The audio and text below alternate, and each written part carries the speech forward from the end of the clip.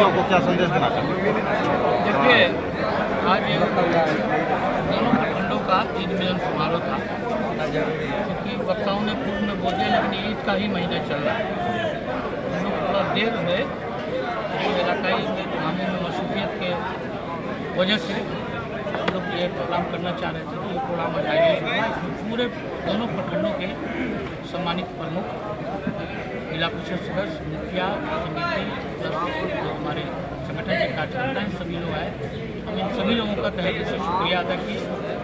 और ईद मिलन समारोह का तात्पर्य कि हम लोग एक दूसरे से मिलें, अपनी बातों को जाने, एक दूसरे की समस्याओं को जाने, इनके लिए कार्यक्रम का आयोजन है।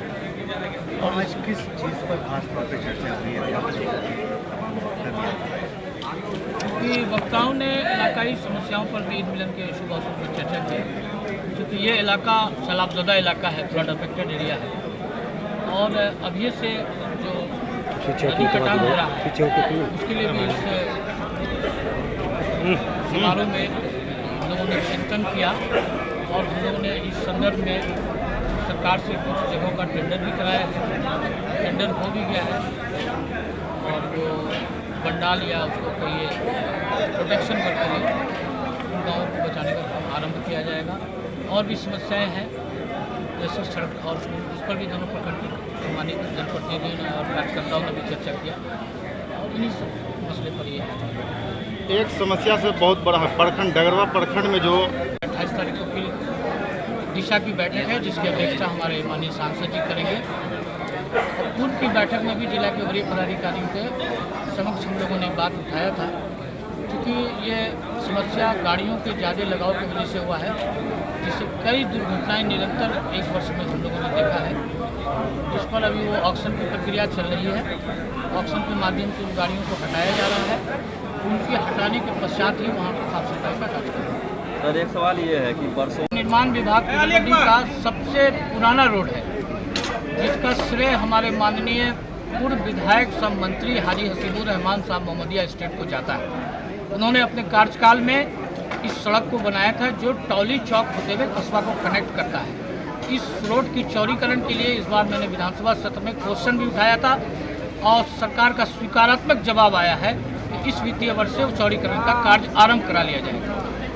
एक सवाल और सर, जैसे कि जनता के द्वारा चयनित जनप्रतिनिधि हैं, इनका काम है जनता की निर्दोष आदमी उस मामले से बड़ी होंगी।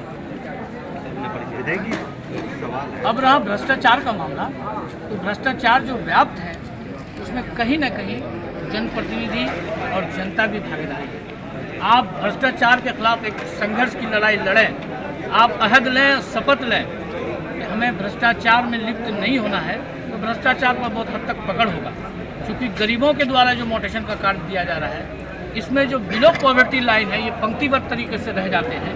और बिलो पॉवर्टी लाइन से जो ऊपर के लोग हैं, ये पैसा दे करके भ्रष्टाचार का माहौल बना करके अपने नामांकन को कराते हैं। इसीलिए ये माहौल है। उन लोगों से भी गुजारिश होगा कि आप प्रॉपर चैनल से मोटेशंस का काम हॉस्पिटल में जाएँ, और आप अगर गरीबों के लाइन को टप के पैसा देकर काम कराते हैं, तो इसी तरीके से भ्रष्टाचार व्याप्त होता है। सर, स्वास्थ्य की जो स्थिति है सर, डगरवा और बैसी में बहुत ही बदहाल स्थिति है, इसको लेकर आप क्या कहना चाहते हैं? देखिए, बदहाल स्थिति क्षेत्र में पहले भी हमने अपने संबोधन में भी कहा है कि क्षेत्र में बहुत उपेक्षित था, बहुत हद तक सुधार हुआ है। आगे भी हम लोग प्रयासरत है और प्रयास रहेगा। देखिए, करप्शन 100% एक बैग नहीं हो सकता है। इसके लिए समाज को भी जागरूक होना पड़ेगा, जनप्रतिनिधियों को भी जागरूक होना पड़ेगा, तब करप्शन पर हम लोग नियंत्रण पा पाएंगे।